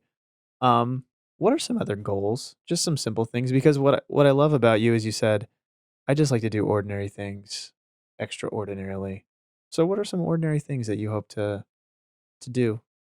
I hope to know all of my neighbors. I've gotten to meet a lot of them moving into a new Yeah, you place. just moved, right? How long Just ago was moved it? 2 weeks. Cool. So I know my next door neighbor across the street. His name is Carl. Really cool story about him. He lived in the neighborhood when he was a kid. He moved away when his parents died. He moved back and got to move into that house. And now he is a neighborhood watch person, wants the best for the neighborhood. So I think about that, like thinking about neighborhoods and communities. I want, that's a goal. Like, I want to improve the neighborhood and the community and businesses. I think there's really a strength in knowing your neighbors and your community. So that would be something. Well, and talk about your new job. I mean, are there any? I Yeah. mean, these don't have to be like, I want to coach 47 people to genius level production. You know what I mean, though? But I mean, you're going to be probably interacting with new people. I mean, how do you want to establish yourself in this new role? Yeah. That is such a great question. I want to be knowledgeable and competent, of course. I want to know that the people that I'm coaching, that they have a life outside of what they do to make money, and that I care about them, and that they then want to do their work excellently, and that the things that really matter in life, that I get to share those with them. And I really want to be a coach of coaches. So after I accepted the position, I had this thought of, well, don't stop there. I think what happens when you start thinking about legacy and mindset is it just opens up. It, like, all of a sudden you feel like you have more capacity. The more that you do, it seems like there's more capacity. Whereas when you start limiting yourself of like, oh, I'm just going to do this, for some reason, I just feel like the capacity for me has grown. So that's been really cool. So that's something that I've thought about of like, what would that look like? Yeah, being a good daughter, an aunt. I have a nephew who just turned 16. So that's been Can interesting. we ask you about your relationship with your mom, with your parents, Yeah. with your family? What Yeah. is that like? I tend to I'm not the older sibling. I have an older brother, but I tend to take on that role. Making sure that they know, did you know this? Did you know this? Like, I want them to take care of themselves. But I love my parents. I feel very blessed who my parents are. And I think there was a time where I didn't have that thought, I think maybe everybody, maybe not, but I had a period of time where that was not the case, and I thought they were awful, But the interesting part about that is oftentimes when authority in your life puts boundaries up, that can often be the response, that they're terrible. And really, they just love you and want the best for you. And so now it's been really cool being in this season of life of just really enjoying each other and kind of thinking back to legacy and time. I mean, we don't know. I mean, like, truly, it's like every moment every conversation, like, let's make it a good one because you just don't know. So I've just been enjoying time with my family, and they don't live far, which is nice. That is awesome. Yeah. Perfect. I feel like we've gotten to know you really well. Let's lighten it up. Kevin, do you have any funny questions for Gina? I just assume that you have the funny I do have questions now. funny questions, but I just want to know if you have any funny questions. I will have funny questions next time. Okay. He's gonna have funny. I'll do my own funny homework. questions. Let me write next that time. down. Gina, I Part want to know, two. how do you feel about rom-coms? I love rom-coms. What's your favorite rom-com? The Holiday. Oh, who's in that one? I've seen it. I'm trying to think of who that is. That's a Netflix one. It has Jack Black. Oh, really? Maybe I'm not thinking of the right one. It has Cameron Diaz. It has from the Titanic. Well, who? Leo? No. Kate Winslet? Yes. Okay. Kate Winslet. Yeah. And there's one other guy. And they decide to swap houses. So Cameron Diaz is living in LA. Kate Winslet is living in England. And they're both having terrible lives. They decide to switch places. And they find the loves of their life in the opposite place. And it ends well with a scene at New Year's. They're all dancing together because they decided to get out of their comfort zone. There you go. Is it romantic? Is it a romantic movie? Mm-hmm. Is it funny? It's funny. There you go. That's all I need. That's a rom-com for you. You know that I love the movie Titanic. I do. You mentioned Kate Winslet. Which character are you in Titanic? Ooh, that's a good question. I mean, I only know that really those sure. two Do you main want me characters. to tell you who's in the movie? Have you forgotten? Yeah, kind of. Well, Well, there's Rose. there's I'm probably Rose. I'm probably Okay, like older Rose. I'm kind of an Oh. older. I kind of have Old like an soul. old soul. Yeah. So I'm probably with what's his name? Who when he's doing the old Rose, and who's the guy? Which guy? The guy in the submarine? Yeah, Cameron? No, Well, James Cameron's the James director. Cameron. He's No, a no. director. Bill Pack. What is his name? He just died. His name is Mr. Lovett in the movie, but it's jeez Louise. He just died? Not the guy It- that I posted on the FinalVibe. No, not like just died, but Oh, okay. is his name Bill Paxton? Bill. It's Bill. It's definitely Bill. Bill Paxton is a basketball coach, I think. Let me hold on. Let me just look it up really I quick. can't wait for the next time I'm here and we have the TVs. We can. Well, that don't promise on that. It's the goal. But We can do like a Kickstarter fund. Hold on. It is Bill Paxton, you dork. Who am I thinking It's Bill Paxton. It's Brock Lovett. Yeah. Brock Lovett. You're talking about the guy who's interviewing him, right? Like he's the guy in charge of the operation to find the heart of the ocean. Yes. But I feel like I'm probably like old Rose, like looking back on like that time. Yeah. Gloria Stewart. Yeah. Who I think was over 100 when she was in the movie. Really? I believe so. See, that's me. She's actually passed since, but. Yeah. But what a good life. I don't know what she did besides the Titanic. Oh, she wasn't quite 100. It's so sad that Bill Paxton died. I know. Yeah, he was kind of early. It was kind of early. What am I saying? I decide when people die. No. Oh, wow, Mr. Andrews. I'm looking at the Titanic cast here online. Who would you guys be in that movie? Kevin's probably jaded because he hasn't even seen the movie. That's not true. Have you seen it? Yeah, a long time ago. I would hope that I would be one of the guys on the lifeboats getting out of there. Wow, that says a lot about you. I thought you meant like one of the guys helping people into the lifeboats. No, what's your legacy, Survivor. Kevin? I'm just rowing to the shore tring to get off. Yeah. No, I don't know. I don't know. Sure. Faster, please. It's cold. I kind of want to think of myself as Fabrizio. You remember Fabrizio? I do. Just a kind little Italian soul. He got dominated by that smokestack, though. You remember how he died? Terrible. It was terrible. It was terrible. Is it a known character, the guy that falls and hits the propeller?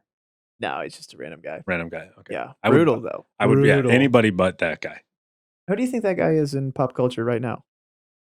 That is a guy that played that person. That's a fun fact that he can bring up at parties and be like, you know that guy that hit the propeller? That was me. No way. There I am. Yeah.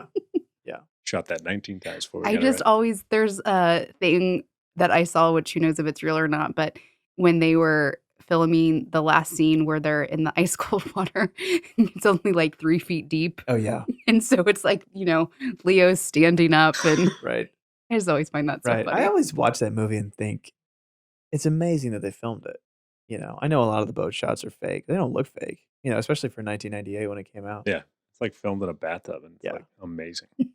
Big bathtub. Maybe a pool. Bathtub. Yeah. How much protein do you eat a day? I love that question. That's such a good question, Kevin. Where'd you get that?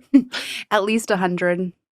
Okay, great. And I will say this, Gina, you like protein. I do. Yeah, there have been, usually it's like pulling teeth trying to get people to eat protein. I don't know, it's like a connotation of being a bro. I think a lot of times people just don't know what a lot of protein is. It's difficult. We talk about healthy and marketing and all of that. I mean, you can find a granola bar that calls out the protein on the packaging. It'll have 5 grams. And you're like, come on. And if you don't know, you're thinking, I'll smash that for breakfast. I'll do 10 for lunch. And you're like, nah, that probably isn't going to cut it. Well, I mean, I was eating hot dogs once upon a time, and I noticed that there's only 5 grams of protein in a hot dog. Wow. Isn't that sad? A sad sausage. It's a sad little wiener. What did Joey Chestnut just put away then a few days ago? Oh my gosh, Joey Chestnut. Have you ever watched the hot dog eating championships? No. Disgusting. That sounds gross. But amazing. Highly recommend. 375 grams of protein that he put away in 10 minutes. Yeah, but that's not even, like, imagine if they had been, like, actually good hot dogs. To be fair, their hot dogs might be better. This is like a cheap 4th of July hot dog that you might eat. Nathan's, which I don't know. Not a Nathan's hot dog. Is that a nice hot dog? I think they have a better reputation. Mm-hmm. Yeah, I mean, they're like ballpark Frank material. All right. So maybe 6 or 7 grams. Yeah. At least do you have any 7. celebrity crushes? Ooh. Well, celebrity couple Okay, that's good too. is Kristen and Dax. Sure. Power couple, yeah. So great. Leo DiCaprio has been my heartthrob Really? forever since Titanic, for cannot sure. get away from Titanic. And he was in Growing Pains. If you know that, I know I'm dating myself, but Growing Pains was a show. He was in that like when he was like young. Really? I didn't even know that. There's something dreamy about him and kind of mysterious. Well, he's done a lot of roles. And he's You know done a what I lot of mean? roles. Like he was in Inception. He was in The Departed. He was in Titanic. He was the Wolf of Wall Street. Yeah, he's also single, right?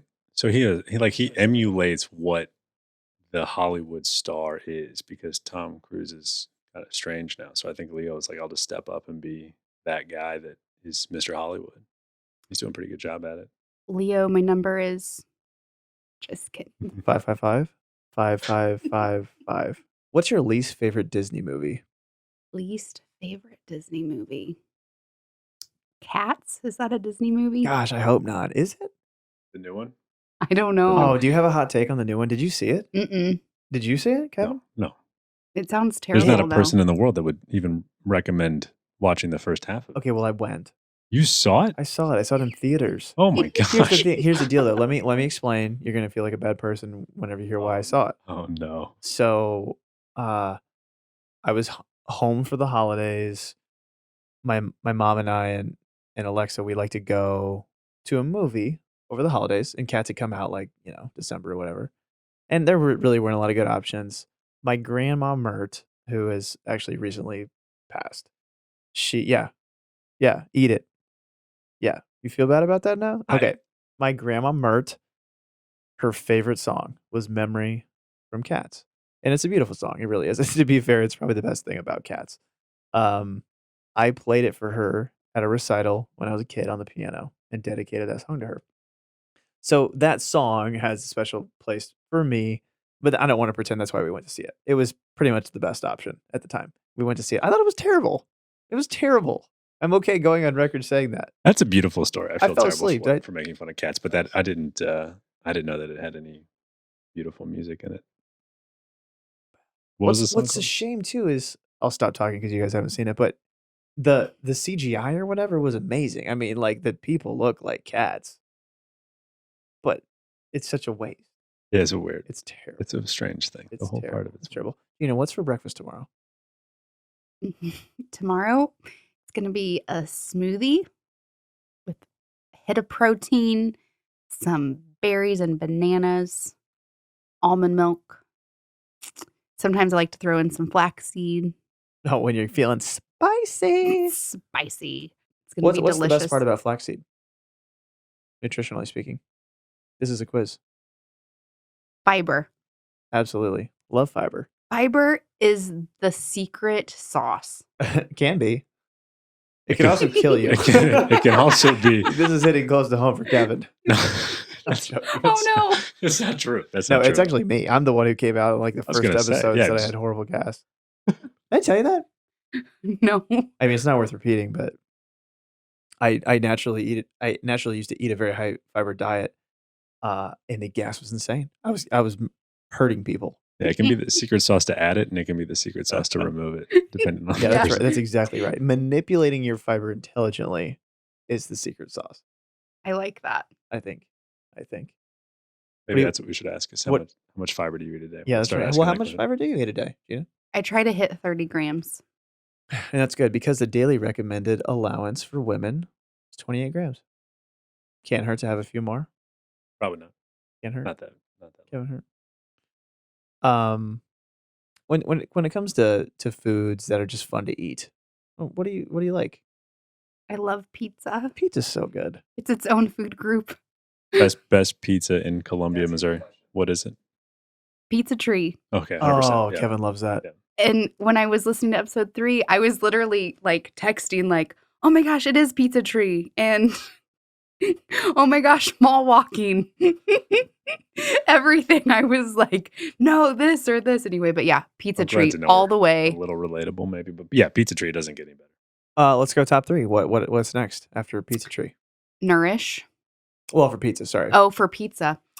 So Pizza Tree, Gumby's Pizza actually is pretty legit. I kind of like it a lot. It's tasty. It's really naughty. Like if I had to say like highest calorie pizza in Columbia, Gumby's is going to be up there with Wise Guys. Yeah, it's definitely naughty. Yeah. And then third, dang, I feel like I'm missing one that I really like. Well, Kevin, rail through them. I mean, what are the options? That's what I was trying to think of. I actually don't like Shakespeare's. I think it's I've in like heard the that bottom. a lot recently from people. Bottom. I don't know if I should share my opinions on Shakespeare's right now. I mean, it's up to you, Kevin. Shakespeare's Pizza has its place. Agreed. For sure. When someone is visiting from out of town. Okay. Needs to go there. Feel the hype. Yep. Because Shakespeare's got #1 college hangout It in did. America. It sure did. It's a fantastic Because place the to hang drinks out. are heavy. The drinks are very heavy. I love Shakespeare's. I go there all the time for those drinks, and you can get an iced tea for $1, which is nice. You can get a slice, and then you can walk down the street to Pizza Tree and get 2 more slices. Oh, so that's how you do it. That's how you do it. I love that. I'm just trying to think of all the other pizza places. Gumby's definitely. We don't have as many as we should. There's not enough unique pizza. We need Like Italian, what's it called? Italian Village. Have you guys had that one? Yeah. Or G&D's? Like I kind of categorize them together. They kind of have similar. I would agree. They're pretty good. I like G&D's. Yeah, when I'm looking for like that kind of pizza. But Pizza Tree, hands down, crust is so good. And they have different options. You know what? The other pizza place, Papo's. I haven't been yet. Yeah, very good. Heard great things. Great things. Like the variety of pizza is, if you want a white sauce, which I prefer a white sauce over a red sauce, they've got it. Really? Tons of toppings, whatever you're looking for, they have it. And they make all of their stuff in-house. I have heard that. I heard their ingredients were fresher than most. So good. Yeah, I'm glad you said that. I forget that one because it's so new, but I've been there twice. Had 2 pizzas there, and they were both excellent. Not pre-made, but the signature pizzas that they have on the menu. They were fantastic. Mm-hmm. You know, what's your favorite fast food restaurant? Chick-fil-A. Oh my gosh. I was gonna say, is why it is really it gonna Chick-fil-A? happen every time? Fantastic, I guess. I mean, they're doing something right. I think it's my favorite now too. What's your order? Number 1. What if you're feeling super saucy and like you're gonna go for it? Like you're Tom Hanks, Castaway. Wilson just floated off into the horizon. You got on a plane, shipped back to America. What are you ordering? Well, the number 1, but I got to get all of the special sauce, whatever they call it. What's it called? It's not the special sauce. Chick-fil-A sauce. Chick-fil-A Polynesian sauce. So got to definitely get that. And their iced coffee, vanilla, so good. Really? So good. You can attest? Oh yeah. It is like, I don't know what they do to it, but it is amazing. Okay, you know, I feel that way about Emo's Pizza, to be honest. I legitimately feel like there is some kind of chemical drug that's hitting my brain harder than anything when I eat Emo's Pizza. It's called Provel cheese. I think it is the Provel cheese. I think so. Do you guys buy that in store, by the way? Only after recommendations. Oh, yeah. It's so Kevin, good. Do you buy Emo's Provel? You recommended it to me 2 days Jeez, ago. I have haven't a been to the grocery reputation. store. You can get it at Aldi's. I'm embarrassed. Why are you wearing an emo shirt right now? Oh my gosh. I'm not wearing an Emo He's shirt. wearing a shirt that just says Provel cheese. Do I look like a piece of cheese? Those are questions you don't ask. Because we have to be honest with you. Totally. And I do look like a piece of cheese, which is unfortunate. You do. Gina, do you like facial hair on guys? Mm-hmm. Yeah. Who's really doing it right in Hollywood? Oh man. Because you kind of flaked out on the Celebrity Crush, and I'm going to press you. Can on I it. tell you? Can I tell you? I've been thinking because Leo was like my childhood crush, but I seriously have been trying to think of like current, like right now, and I haven't been able to. So let me think here. I can lob you softballs. I mean, Kevin, you've probably got a few like male. You know, you watch a couple movies and you think that guy's cool. I'm not saying you're. I still want to be Interested. George Clooney when I wake up. You want to be when George I still want to be George Clooney when I grow up. Or wake up. When I wake up. Every morning, I just think, I meant to am I don't put that George in there. today? Dad gummit. The walk from my bed to the mirror is always so exciting, but then it's always disappointing. Dang, You're like, dang, that's not him anymore. Maybe tomorrow. You know who I think's underrated? You can keep thinking. Okay. I think Justin Timberlake, as an actor, underrated. I feel like he's rated just right. You know who it is? Okay, Guys, fine, I've Kevin. come up with it. Okay. Mario Lopez Oh yeah. Hmm. He's the Dimples guy, right? from Saved by the Bell, Yeah. And that game show, right? Access Hollywood host, UFC fighter. His family is beautiful. Is he a I get it. UFC fighter? Or Mm, some I kind thought of, he was like or he's like a- MMA maybe, or Commentator? he Or actually, like he a commentator fights? though. He's he not like both. I mean, I Oh, don't know he that he does. actually fights, but he definitely like, He's like a part of it. He's in- Like Yeah. He's he's in a the scene. personality in the Yeah, scene. I got yeah. you. Okay. yeah. I follow him on Instagram, so I always like see his like TikToks with his family. he's probably that guy too that still looks 25. Yes. He hasn't aged. Yes. for you? Do you like the bad boy persona in Hollywood? Like, do you like the Johnny Depps? Do you like the Jason No, Stathams? Not into it. nope. I want just Tom like a Hardy? no. That's fair. I want just like a solid good guy, but not pushover. You know, Just yeah, just like stand your the ground. real deal. Be a guy. Yeah, be a guy. So still waiting Most for Mr. Wonderful. yeah, How well, you? most desirable traits in a future mister. Integrity for sure. I mean, money doesn't. No, don't put that in there. No, we're putting it in there. You said it. What was the minimum The richer, the salary better. that you Yeah, said before we minimum went live? salary. I just really want to be a stay-at-home wife and mom. So That's awesome. that would be helpful. Yeah. You know? Well, it sure as heck would. I mean, so don't date a musician. Don't you do that. Don't you do that. And somebody that gets along with my family, you know? I just think like I want that time to be enjoyable with my parents and my brother and his wife, and it just makes it easier. Do you have any pet peeves? Slow drivers and those who don't use their blinker. And roundabouts. You don't need a blinker on a roundabout. Yeah. Do you need a blinker in a parking lot? Entering into a parking lot? Mm-mm. Just in a parking lot. You're coming around the corner. Do you put the blinker on? I do, actually. Not just, yeah, I'm not trying to make fun of anybody. I don't use Yes, a I blinker am. very often. I'm trying to make fun of you sure everyone. are. Where do you shop for groceries? Aldi's, and recently started going to Walmart. Yeah. Thanks to your recommendation. I feel like I'm giving too many recommendations. Well, that's where I get my protein bars. Yeah, no, I think they're great. I'm just going to give a quick shout out to Pure Protein because They're so good. Yeah, we buy your protein bars. And you enjoy them. I love them. They're so I'd love good. a discount. I'd love a discount. I would too. Kevin, ask a question. I know you've got something. Come on, be a funny guy. Well, I thought my protein one was funny. It was funny. I just want another one. These are so simple to do, but it's so difficult for me to think. And then you say one, it's like, this is the stupidest question in the world, but it's funny. It's perfect for what we're doing. So I'm going to get better at this. Here's my question. How do you sleep at night? On your back, on your side, on your That's a good one. That's a really good one. All of the above.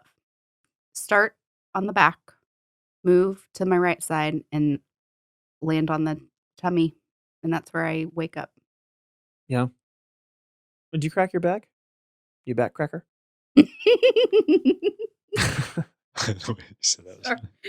I do not. I get my back adjusted at a local chiropractor, and I love them.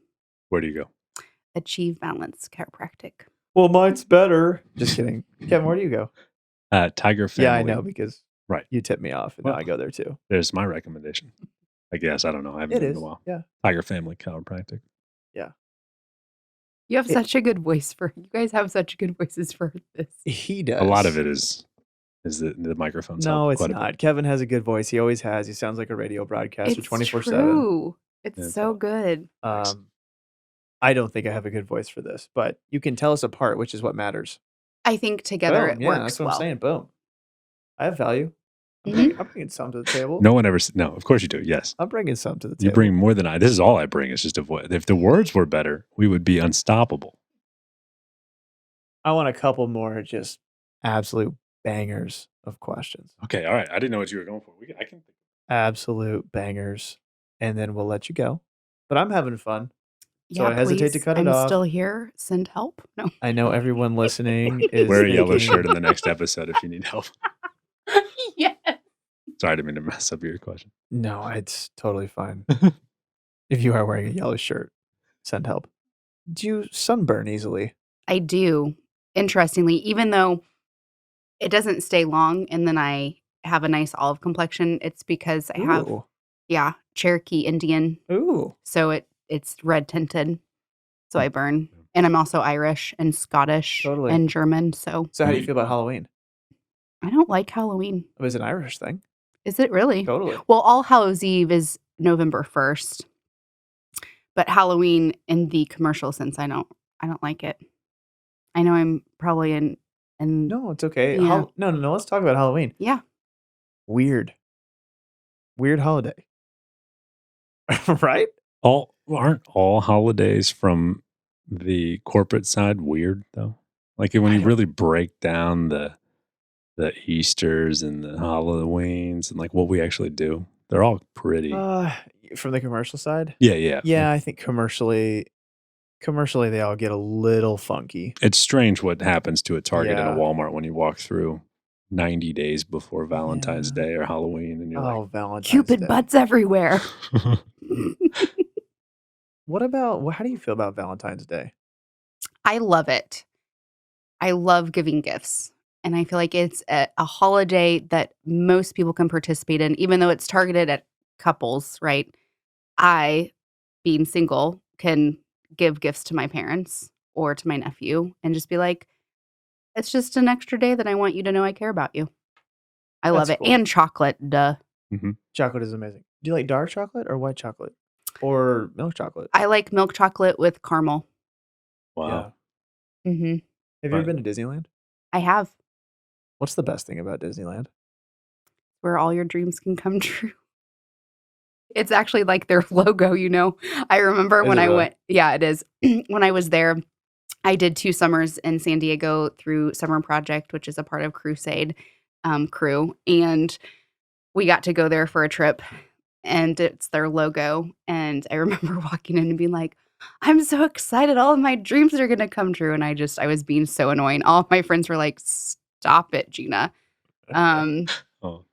And then the most annoying ride is when you're in the boat and it's the song, and this is the song that never ends. It just goes on and on, my friend. Kevin, you know the next lyric? No, what Some is it? people started Did singing and not know what it was. and they'll continue singing it Did you make this up? forever just because 'Cause this this is the is song. It song just that- keeps going. What's that from? Is that a Disneyland thing? It's clearly Mhm. burned into my mind A forever. Disneyland thing? Mm-hmm. Really? You get in a boat and you go like into an area. But it's and not like from another Disney movie or anything. It was like I don't made for this know. bizarre boat ride. Yeah, I'm not sure. Interesting. Okay. Yeah. I did Disney once or twice when I was a kid, but I don't remember that boat. I've got 2 more questions. Okay. Original Willy Wonka or new Willy Wonka? There's no or. It's original. Very good. That is And- correct. The new one never came out. It doesn't exist. It's terrible. Some things you just can't do. New. I agree. Nickelodeon? Did you watch Nickelodeon growing up? Absolutely. Did you watch Nick at Night? Wasn't allowed. What do you mean? It Too was- scandalous. Laverne and Shirley, they were too much. Degrassi. The Was Brady Degrassi Bunch? Nick at Night? No. Well, see, that's what I was thinking. I definitely watched Laverne and Shirley. Oh, okay. Nick at Night was just like the old The older, yeah. Nickelodeon. Okay. Like OG Nickelodeon shows. I definitely watched Laverne and Shirley. I Love Lucy. I love Lucy. I love Brady Lucy. Bunch. I think it was Okay. literally Brady Bunch, I Love Lucy, Laverne and Shirley, and then I fell asleep at 11 o'clock. I have no idea Okay, what came after definitely. that. I definitely got to do that on like Friday. Yeah. I loved all those. Were you gonna ask my favorite of Nickelodeon? I was just going to say like favorite Nickelodeon. Uh, Like modern, not modern now, but like as a kid. yeah. Clarissa Explains It All. Okay. Wow. Yes. Yeah. I didn't Mhm. watch it, but yeah. Ferguson, terrible. Ferguson, I don't even know that one. That was her younger brother. Oh, gotcha. Sorry. I Mhm. thought you were referencing another show. Did she have the ladder? The boyfriend that came over with the ladder? Yeah. Think it's safe for your kids to watch Nickelodeon, giving them strategies, you know? Yeah. Boyfriend sneaking in every single episode. Just throws a ladder up on the window and comes in. Yeah. You know, looking back, it really was the trifecta of Nickelodeon, Cartoon Network, and Disney. And there were a lot of good shows. And I don't know what network. TGIF, Yeah. I don't Step know by what. Step. Yeah. Recess, too, was a good show. Yeah. Gina, final question, and then we'll let you go because we've been here for 2 hours Send help. No. almost. That's right. Send help. Just cut that out and like put it various times. Yeah, just Send help. occasionally. This has been so much fun. It's been really fun for us too. What if you could have dinner with 3 people that you probably wouldn't get the chance to? So if you don't pick your mom, that's not a dig at your mom. It just means, you get to have dinner with your mom. So 3 people, 3 unique personalities. Who would they be? And what would you order? I like that. Pope John Paul II, all of my great grandparents, because I didn't get to meet any of them. So I'm going to count that as one. Sure. I know that's We'll kind of allow it. unfair. Kevin? Allow it? Allowed. Yes. And President Obama standing out. So I'm just going to put him in there. I don't know. I feel like, he was a president and he's cool. And I think it would just be really interesting to have dinner with him. Definitely my great grandparents. I've been really into family history and genealogy, and my dad was talking and showed me a picture of my great grandpa Joe. And I just think it would be so interesting to meet him. You get a picture of him, but you don't know who. It's like if he didn't exist, I wouldn't be here. You just keep going back and back and back. It is very insane thinking about all the micro decisions that were made along the way. I don't like to do that. Freaks me out. It's weird. So weird. It's weird. But you're here. We're here having a podcast because your grandpa Joe decided to marry. I actually don't know her Don't name. know her name. That's fair. I don't know. I don't know I what don't my know great grandma's name great-grandparents' was. names either. Well, this has been fun. Kevin, send us out of here. You're the man who knows how to do the outros better than anyone I know. That's not true. You don't. It mean is. Light us up with an outro. Remind us one more time where people can go if they want to get plugged into FinalVibe and figure out a little bit more. And yeah. Absolutely. If you are interested in anything that you've heard about FinalVibe today, you can learn more about what we're doing at finalvibe.com and at FinalVibe on Instagram and Twitter. We're also on Facebook. We would love to have you check out what we're creating and doing. Gina McGinnis, again, thank you so much. This has been a blast. A new job 2 days ago, a new home 2 weeks ago, 25 pounds lost in a 100-pound journey. You are accomplishing amazing things. We're thrilled to have you as a member of FinalVibe. I'm thrilled to see what you are going to continue to accomplish. We're going to have you back. Thank you very much. Appreciate it. And appreciate everybody listening. And if this is not your first time listening to FinalVibe, if you're digging what we're doing, leave a review in your podcast player of choice and share this with a friend. We would love it if you could do that. Until the next episode, thanks everybody for listening.